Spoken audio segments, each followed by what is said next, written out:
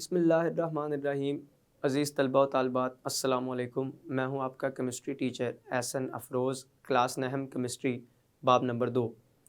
आज हम इस बाब की जो 3 अहम मिसालें हैं उनको हल करेंगे। मिसाल नंबर 2.1 में हम सोडियम की इलेक्ट्रॉनिक कन्फिग्रेशन को सीखेंगे, कैसे लिख सकते हैं। 2.2 के अंदर हम क्लोराइड आयन की इलेक्ट्रॉनिक कन्फिग्रेशन को करना सीखेंगे। और एक मिसाल 2.3 के अंदर हम ये बताएंगे कि अगर हमें किसी भी शेल के अंदर सिर्फ इलेक्ट्रॉन की तादाद बताई हो तो किसी भी एक शेल में पाए जाने वाले इलेक्ट्रॉन की तादाद की मदद से हम उस एलिमेंट का एटॉमिक नंबर मालूम कैसे कर सकते हैं। तो आए चलते हैं क्लास बोर्ड की तरफ। मिसाल नंबर 2.1 2.1 है। ऐसे एलिमेंट की इलेक्ट्रॉनिक कन्फिग्रेशन लिखें जिसमें 11 इलेक्ट्रॉन्स हों। इलेक्ट्रॉनिक कन्फिग्रेशन लिखने के लिए मैंने आपको 3 बातें समझाई थी कि हमें 3 चीज़ें पता होनी चाहिए। पहले नंबर पर हमें किसी भी एटम के अंदर इलेक्ट्रॉन्स की तादाद पता होनी चाहिए, जो हमें पता चलती है एटॉमिक नंबर की मदद से। दूसरे नंबर पर इलेक्ट्रॉनिक कन्फिग्रेशन के लिए हमें बढ़ती हुई एनर्जी के लिहाज से शेल्स और सब शेल्स की तरतीब का पता होना चाहिए, जो हमें पता चलता है एक असूल की मदद से, जो कि अफबा प्रिंसिपल था। और तीसरे नंबर पर हमें इलेक्ट्रॉन्स की तादाद के लिहाज से जो शेल्स और सब शेल्स के अंदर ज़्यादा से ज़्यादा गुंजाइश आ सकती है वो मालूम होनी चाहिए। ये 3 बातें अगर हमें पता होंगी किसी भी दी गई स्पीशी के बारे में, तो हम उसकी आसानी से इलेक्ट्रॉनिक कन्फिग्रेशन कर सकते हैं। ये मिसालें करने के लिए हम इन 3 बातों का ख्याल रखते हुए इनको हल करने की कोशिश करते हैं। पहले नंबर पर लिखा हुआ है ऐसे एलिमेंट की इलेक्ट्रॉनिक कन्फिग्रेशन करनी है जिसमें 11 इलेक्ट्रॉन्स हैं। पहली बात, इलेक्ट्रॉन्स की तादाद बता दी गई है, वो कितनी है? 11। इलेक्ट्रॉन की तादाद से मुराद है एटॉमिक नंबर, ही हमें पता चल गया। एटॉमिक नंबर में असल में प्रोटॉन्स की तादाद है और जितने प्रोटॉन होंगे उतने इलेक्ट्रॉन होंगे। तो पहली बात हमें यहाँ पे पता चल गई। अब दूसरे नंबर पर हमें क्या चाहिए? हमें इलेक्ट्रॉन की शेल्स और सब शेल्स की बढ़ती हुई एनर्जी के लिहाज से तरतीब चाहिए। वो तरतीब लिखेंगे, उसके अंदर इन इलेक्ट्रॉन्स को लगा देंगे। पहले तो ये बात याद रखें कि किसी भी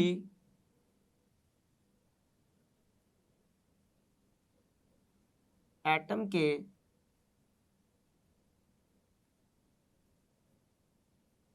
तमाम इलेक्ट्रॉन्स की एनर्जी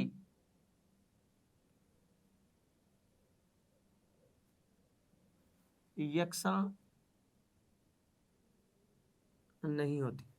कोई भी एटम ले लें, उसके जितने भी इलेक्ट्रॉन्स होंगे, आप देखें हर एक इलेक्ट्रॉन की एनर्जी जो है वो एक जैसी नहीं होगी। मतलब एक शेल के अंदर पाए जाने वाले इलेक्ट्रॉन की एनर्जी कुछ और होगी, दूसरे शेल के अंदर पाए जाने वाले इलेक्ट्रॉन की एनर्जी कुछ और होगी। और जदीद मालूमात तो ये भी बताती हैं कि एक शेल के अंदर पाए जाने वाले जो मुख्तलिफ इलेक्ट्रॉन्स हैं उनकी एनर्जी का भी आपस में कुछ ना कुछ फ़र्क हो सकता है। तो किसी भी एटम के तमाम इलेक्ट्रॉन्स की एनर्जी एक जैसी नहीं होती, यकसां नहीं होती। लिहाजा इलेक्ट्रॉन्स को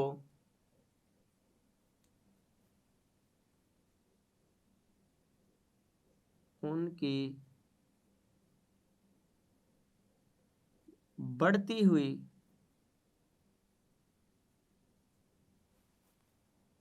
एनर्जी के लिहाज से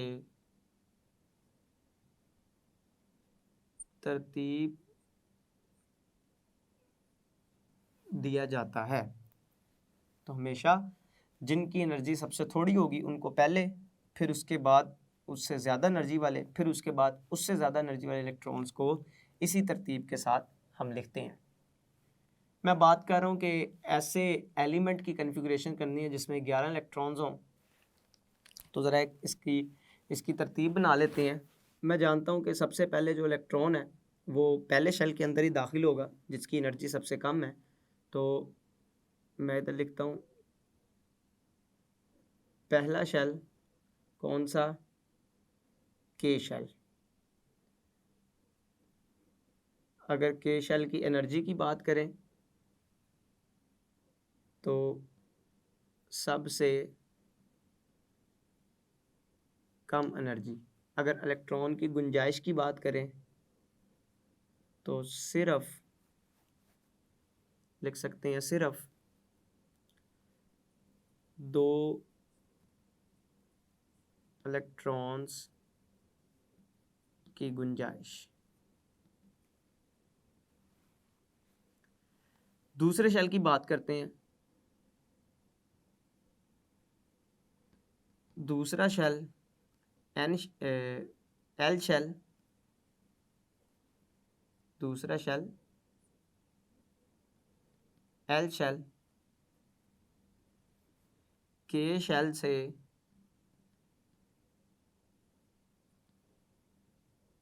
ज़्यादा एनर्जी रखता है और 8 इलेक्ट्रॉन्स की गुंजाइश। एल शेल के अंदर ज़्यादा से ज़्यादा कितने इलेक्ट्रॉन आ सकते हैं? 8 इलेक्ट्रॉन। तो 11 को पूरा करने के लिए पहले 2 इलेक्ट्रॉन पहले शेल के अंदर दाखिल हो जाएंगे, 8 इलेक्ट्रॉन फिर एल शेल के अंदर दाखिल हो जाएंगे, और उसके बाद तीसरा शेल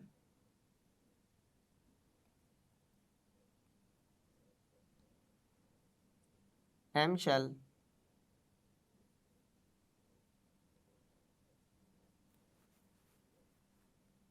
जिसकी एनर्जी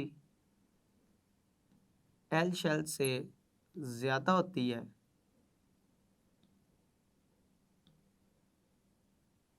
इसकी गुंजाइश वैसे तो 18 इलेक्ट्रॉन्स की है, ये 18 इलेक्ट्रॉन अपने अंदर रख सकता है, लेकिन हमारे पास जो टोटल इलेक्ट्रॉन्स की तादाद है वो 11 है। तो पहले शेल के अंदर 2 इलेक्ट्रॉन जा चुके हैं, दूसरे में 8 इलेक्ट्रॉन जा चुके हैं, तो पीछे 11 करने के लिए सिर्फ 1 इलेक्ट्रॉन बचता है। तो यहाँ मैं लिखूँगा 1 इलेक्ट्रॉन रखेगा। गुंजाइश 18 की है, लेकिन 11 पूरा करने के लिए सिर्फ रख कौन से सकता है? रख कितने सकता है? 1 इलेक्ट्रॉन रख सकता है। अब ज़रा मैं इलेक्ट्रॉन्स की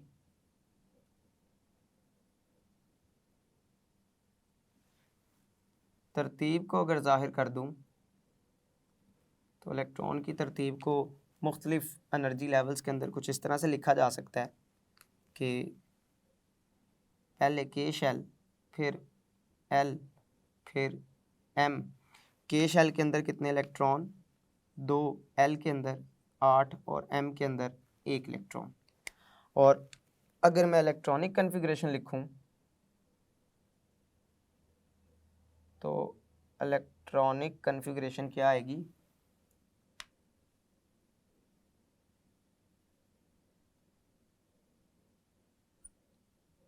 इलेक्ट्रॉनिक कन्फिग्रेशन बनेगी, ये इलेक्ट्रॉन पूरे करने हैं तो ये आ जाएगा 1s2, 2s2, 2p6, 2p6 और 3s1।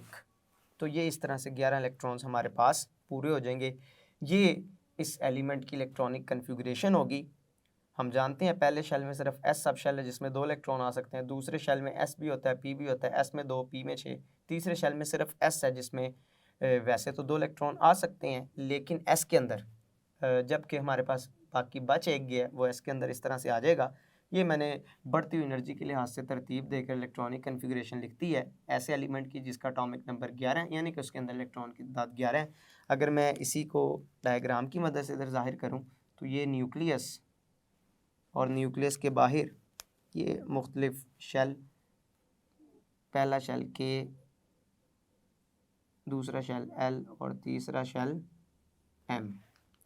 अगर इलेक्ट्रॉन की तरतीब की बात करें तो पहले शेल में 2 इलेक्ट्रॉन, दूसरे में 8 इलेक्ट्रॉन और तीसरे में 1 इलेक्ट्रॉन। तो ये मेरे पास 11 इलेक्ट्रॉन रखने वाले एलिमेंट की कन्फिग्रेशन है। और ये एलिमेंट किसका, ये एलिमेंट कौन सा है? सोडियम का, जिसका एटॉमिक नंबर 11, मास नंबर 23 होता है। ये मेरे पास इसका हल है इस पूरे मिसाल का। दूसरे नंबर पर है क्लोराइड आयन की इलेक्ट्रॉनिक कन्फिग्रेशन लिखें। क्लोराइड जिसके ऊपर आयन है, आयन कोई भी ऐसी स्पीशी, ऐसी एटम या मजमूआ एटमों का जिसके ऊपर कोई चार्ज हो उसको आयन कहते हैं। तो क्लोराइड के ऊपर नेगेटिव एक चार्ज होता है। तो पहले तो मैं बताता चलूँ कि क्लोरीन एटम में, न्यूट्रल एटम में इलेक्ट्रॉन्स की तादाद कितनी होगी, कितनी होती है, 17 न्यूट्रल एटम के अंदर। लेकिन मतलब हम कन्फिग्रेशन तभी कर सकते हैं जब हमें इलेक्ट्रॉन पता होंगे। तो ज़रा उसकी तरफ आते हैं, पहली बात की तरफ, इलेक्ट्रॉन कैसे निकालें। क्लोरीन एटम, न्यूट्रल एटम के अंदर इलेक्ट्रॉन्स की तादाद है 17, लेकिन यहाँ क्लोरीन एटम लिखा नहीं हुआ, यहाँ पे क्लोराइड आयन लिखा हुआ है। क्लोराइड आयन तब बनता है जब क्लोरीन का न्यूट्रल एटम एक इलेक्ट्रॉन हासिल करता है, जज़ब करता है। तो अगर न्यूट्रल एटम के अंदर 17 है तो एक जज़ब करने के बाद जब क्लोराइड आयन बनेगा तो उसमें 17 जमा 1 कितने हो जाएंगे, 18 इलेक्ट्रॉन। तो मैं लिखूंगा क्लोराइड आयन में इलेक्ट्रॉन्स की तादाद 17 जमा 1 जो कि कितनी है, 18। ये इलेक्ट्रॉन की तादाद बनेगी। पहली बात मुझे अब पता चल गया कि जो हमें शय दी गई है इसमें इलेक्ट्रॉन कितने हैं। दूसरे नंबर पर बढ़ती हुई एनर्जी के लिहाज से मैं शेल्स और सब शेल्स की तरतीब लिखूंगा और फिर मैं क्या करूंगा, उनकी गुंजाइश को मद्देनज़र रखते हुए इलेक्ट्रॉन्स को उनके अंदर भरता चला जाऊंगा और इस तरह से क्लोराइड आयन की इलेक्ट्रॉनिक कन्फिग्रेशन को मुकम्मल कर दूंगा।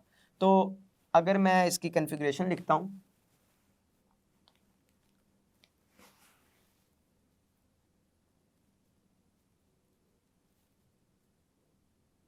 क्लोराइड आयन की इलेक्ट्रॉन्स की ज़रा तरतीब को देख लेते हैं। तो तरतीब कुछ इस तरह से बनेगी, के शेल, एल शेल, फिर एम शेल। के अंदर ज़्यादा से ज़्यादा 2 इलेक्ट्रॉन, एल के अंदर ज़्यादा से ज़्यादा 8 इलेक्ट्रॉन, एम के अंदर ज़्यादा से ज़्यादा कितने इलेक्ट्रॉन आ सकते हैं, 18 इलेक्ट्रॉन एम के अंदर आ सकते हैं। हमारे पास टोटल इलेक्ट्रॉन्स की तादाद 18 है, 2 के अंदर हैं, 8 एल के अंदर हैं, 10। तो 18 पूरे करने के लिए फिर एम के अंदर कितने होंगे, 8 इलेक्ट्रॉन मज़ीद एम के अंदर होंगे। तो इस तरह से 18 इलेक्ट्रॉन पूरे हो जाएंगे। अब इस तरतीब को मद्देनज़र रखते हुए मैं क्लोराइड आयन की कन्फिग्रेशन लिखता हूँ। क्लोराइड आयन की इलेक्ट्रॉनिक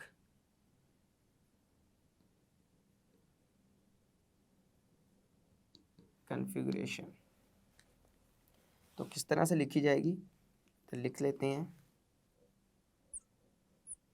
क्लोराइड आयन 18 इलेक्ट्रॉन्स। तो सबसे पहले 1s, मैं पहले शेल की तरतीब के लिहाज से लिख लेता हूँ, 2s, फिर 2p, उसके बाद 3s और उसके बाद 3p। 3p के बाद मज़ीद एनर्जी लेवल्स उनकी बढ़ती हुई एनर्जी के लिहाज से उनको तरतीब दिया जाता है। लेकिन पहले मैं यहाँ तक करके देख लूँ, अगर तो पूरे आ जाएंगे ठीक है, वगर ना फिर इससे आगे भी एनर्जी के लेवल्स को हम लिखते चले जाएंगे और इलेक्ट्रॉन के अंदर भरते चले जाएंगे। एस के अंदर 2, 2s, इसमें भी 2 इलेक्ट्रॉन, पी के अंदर ज़्यादा से ज़्यादा 6 इलेक्ट्रॉन, एस के अंदर 2 इलेक्ट्रॉन, पी के अंदर ज़्यादा से ज़्यादा 6 इलेक्ट्रॉन। ज़रा देख लें कि हमारे पास यहाँ तक कितने इलेक्ट्रॉन भर चुके हैं, 2, 2, 4 और 6, 10 और 2, 12। क्लोराइड आयन के अंदर इलेक्ट्रॉन की तादाद थी 18, पीछे रह गए 6। पी के अंदर 6 इलेक्ट्रॉन आ सकते हैं, तो मैं इधर 6 ही लिखूंगा। तो ये मेरे पास 18 इलेक्ट्रॉन के लिहाज से कन्फिग्रेशन बनेगी और ये किसकी कन्फिग्रेशन होगी, क्लोराइड आयन की। आगे चलते हैं, तीसरी मिसाल है, लिखा हुआ है एक एलिमेंट के एम शेल में 5 इलेक्ट्रॉन्स मौजूद हैं, 5 इलेक्ट्रॉन्स हैं एम शेल के अंदर 5। हमने बताना है कि इस एलिमेंट का एटॉमिक नंबर क्या होगा। एटॉमिक नंबर प्रोटॉन की तादाद को जाहिर करता है और प्रोटॉन की तादाद से मुराद ये इलेक्ट्रॉन की तादाद है। तो एटॉमिक नंबर बताने के लिए वो भी एम शेल के अंदर 5 इलेक्ट्रॉन, जो हमें इस बात की तरफ इशारा करते हैं कि के शेल और एल शेल जो कि पहले 2 शेल हैं ये मुकम्मल तौर पर भरे हुए होंगे। तो दी गई स्टेटमेंट के मुताबिक मैं लिख सकता हूँ, तो इधर लिखेंगे कि दिए गए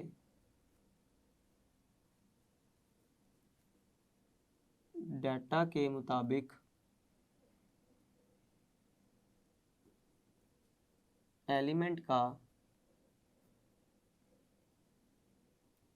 के शेल और एल शेल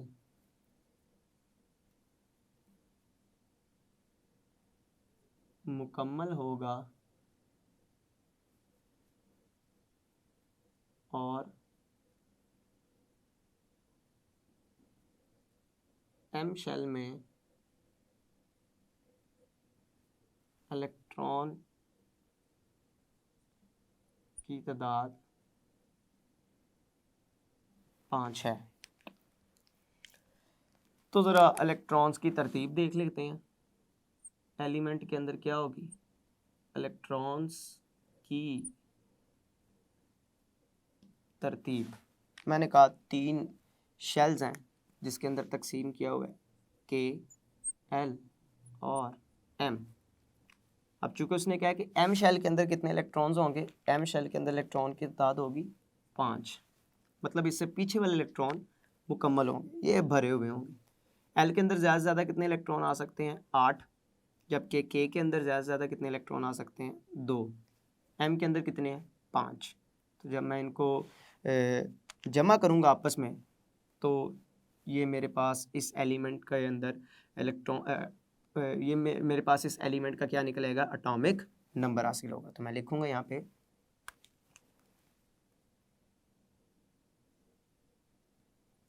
एलिमेंट का एटॉमिक नंबर 15 होगा। 15 होगा। और डायग्राम की मदद से अगर इसी बात को जाहिर करें तो मैं लिखूँगा ये न्यूक्लियस, पहला शेल, दूसरा शेल, तीसरा शेल, यानी कि के, एल, एम। के अंदर 2 इलेक्ट्रॉन्स, एल के अंदर 8 इलेक्ट्रॉन्स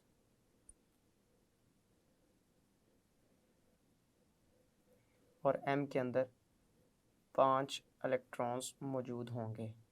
तो ये इस डाटा के मुताबिक मेरे पास डायग्राम है और एलिमेंट का एटॉमिक नंबर 15 निकल आया। अज़ीज़ तलबा व तालिबात, आज के लेक्चर में आपने एक दफ़ा फिर इलेक्ट्रॉनिक कन्फिगरेशन को करना सीखा है। इलेक्ट्रॉनिक कन्फिगरेशन करने के लिए सबसे अहम 3 बातें आपने इनको हमेशा याद रखना है। जब भी आप एलिमेंट की इलेक्ट्रॉनिक कन्फिगरेशन लिखें तो ये बातें आपके जहन में होनी चाहिए। जब तक ये आपको याद रहेंगी आप आसानी से किसी भी एलिमेंट की, किसी भी आयनिक स्पीशी की इलेक्ट्रॉनिक कन्फिगरेशन को बआसानी हल कर सकते हैं। वो 3 बातें कौन कौन सी हैं कि किसी भी एटम के अंदर इलेक्ट्रॉन की तादाद का पता होना ज़रूरी है, उसके बाद एनर्जी के लिहाज से शेल और सब शेल की तरतीब का पता होना ज़रूरी है, और तीसरे नंबर पर मुख्तलिफ़ शेल्स और सब शेल्स में इलेक्ट्रॉन्स की ज़्यादा से ज़्यादा तादाद के लिहाज से गुंजाइश का पता होना ज़रूरी है। अगर ये 3 बातें आप लोग जानते हैं तो आप आसानी से इलेक्ट्रॉनिक कन्फिगरेशन वाले सवाल को हल करने के काबिल होंगे। मैं उम्मीद करता हूँ आज का लेक्चर आपको बखूबी समझ आया होगा, आप इसको अच्छी तरह से तैयार करेंगे। अल्लाह आपका हामी और नासिर है। अस्सलामु अलैकुम।